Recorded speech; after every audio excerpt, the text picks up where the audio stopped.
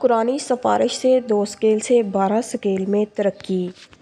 محترم حضرت حکیم صاحب السلام علیکم۔ آپ کی کتاب مجھے شفا کیسے ملی، اس کتاب میں عظمت قرآن کے واقعات درج تھے، پڑھ کر خوشی ہوئی۔ قرآن پاک ہی ہمارے ہر مسئلے کا حل ہے۔ میرا ایک کام جو 8-9 سال سے اٹکا ہوا تھا، اس کے لیے میں نے بہت کوشش کی، بڑی سفارشیں بھی کروائی، لیکن کام نہیں ہو رہا تھا اور آخر میں مایوس ہو گیا۔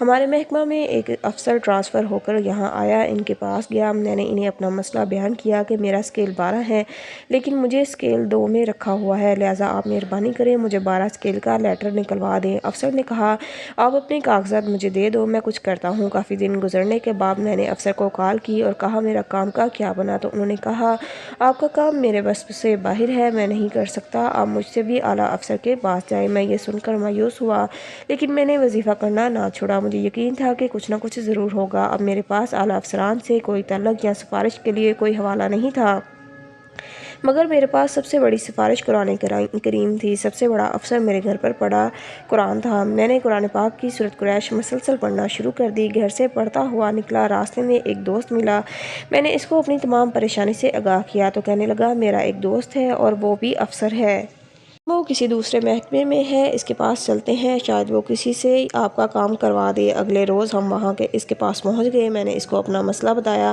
اس نے کہا میرا ایک تعلق والا ہے، آپ وہاں چلے جائیں، انشاءاللہ مجھے امید ہے آپ کا کام ہو جائے گا۔ اس دوران میں نے سورت پڑھنا نہیں چھوڑی، سارا دن پڑھتا رہتا۔ اگلے دن میں اس افسر کے پاس پہنچا تو اس نے کہا آپ سیدھا سیکریٹری کے پاس چلے جائیں، اسے کال کر دیتا ہوں۔ فوراً سیکریٹری کے پاس آفس گیا اور میں نے سیکریٹری کے آفس کے باہر جا کر بیٹھنا تھا کہ سیکریٹری کے کمرے سے ایک شخص باہر آیا اور اس نے میرا نام پکارا۔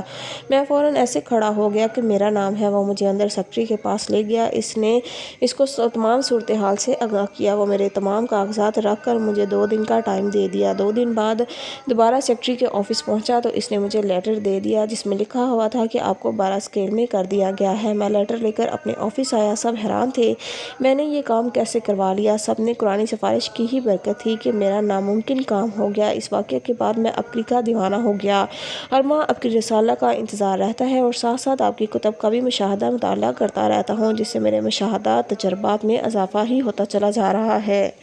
بچے تعلیمی میدان میں ہمیشہ کامیاب۔ محترم حضرت حکیم صاحب السلام علیکم۔ آپ کی دعاؤں اور آپ کی دی گئی تسبیح کی وجہ سے بہت سکون اور آرام میں ہوں، الحمدللہ۔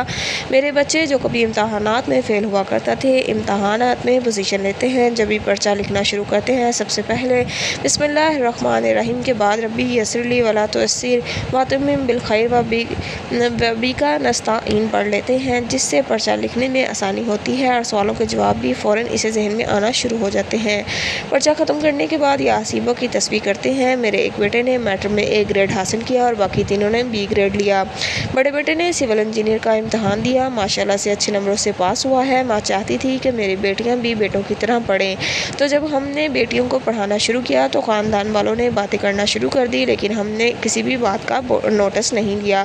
جب سے آپ کے دیے گئے اعمال کرنا شروع کیے ہیں، آج وہی خاندان والے جب میری بیٹیوں کو پڑھنے میں پر ہمیں باتیں کیا کرتے تھے، آج میری بیٹیوں کی تعریفیں کرتے نہیں تھکتے۔ اس کے علاوہ میرے شوہر اور بیٹوں نے گھر سے نکلتے وقت یا حافظ یا سلاموں کا ورد اپنے امور کا حصہ بنا لیا ہے۔ ڈپریشن، مایوسی، اداسی ختم کرنے کے گر وقت، اس کے صحیح استعمال اور اس کی اہمیت افادیت کے بارے میں ہم سنتے بھی رہتے ہیں اور واقف بھی ہیں، لیکن ہم نے صحیح معنوں میں اپنی زندگی اور شخصیت پر اس کا عمل کیا ہے شاید نہیں۔ ہم یہ نہیں جانتے کہ وقت کے صحیح استعمال نہ سمجھتے ہوئے ہم اپنی زندگیاں اور عمر دونوں کا ضیاع کر رہے ہیں۔ چاہے زندگی کے صحیح فیصلے کرنے ہوں، کوئی کام کرنا ہو، ملنا ہو، ملانا ہو، جانا ہو یا آنا ہو، ان سب باتوں کا تعلق وقت سے ہے۔ اگر وقت ہے تو زندگی آپ کے ہاتھ میں ہے، اگر وقت نہیں تو اس کا مطلب ہے زندگی بھی نکل رہی ہے۔ ایک مشہور کہاوت ہے، بری چیز یہ ہے کہ وقت اڑ رہا ہے اور اچھی خبر یہ ہے کہ آپ اس کے پائلٹ ہیں۔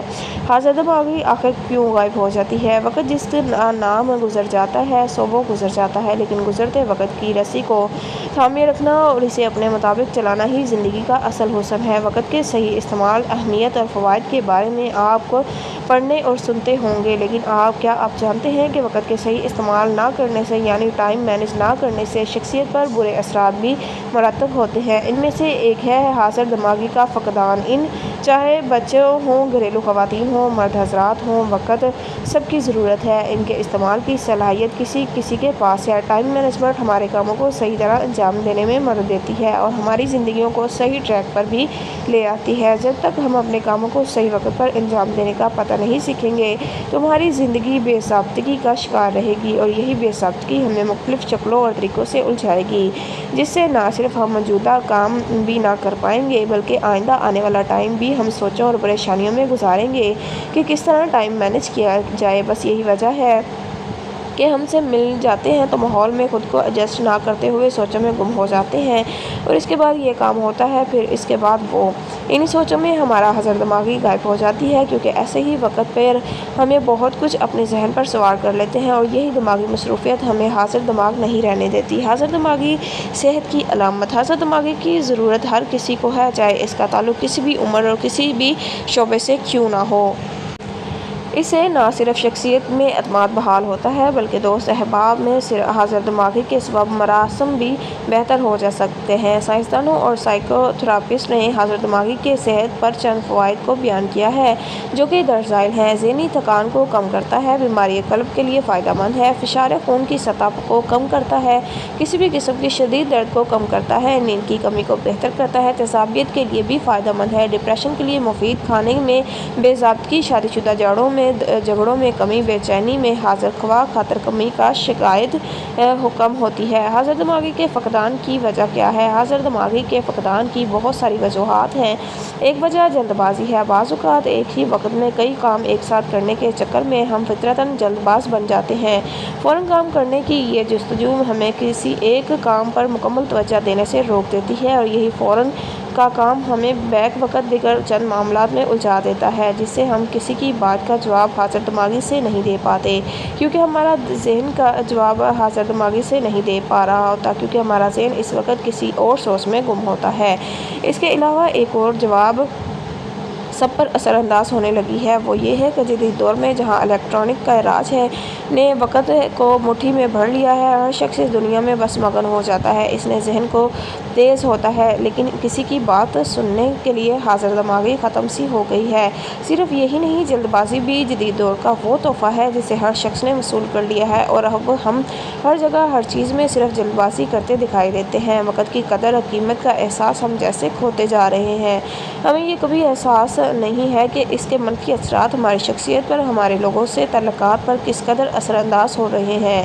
حاضر دماغی صرف کسی کی بات سننے میں شمار نہیں ہوتی بلکہ زندگی کی بہت سے معاملات ایسے ہیں جن میں اس کی ضرورت پیش آتی ہے۔ زندگی میں آ جائیں جن میں ہماری حاضر دماغی کا فقدان کھل کر سامنے آ جاتا ہے۔ ڈپریشن، مایوسی، اداسی کی وجہ۔ جب ہم زندگی کی کسی بھی سطح پر مایوس یا ناکام ہو جاتے ہیں تو ہمارا ذہن بالکل معاف ہو جاتا ہے اور دل اداسی کی گرفت میں چلا جاتا ہے۔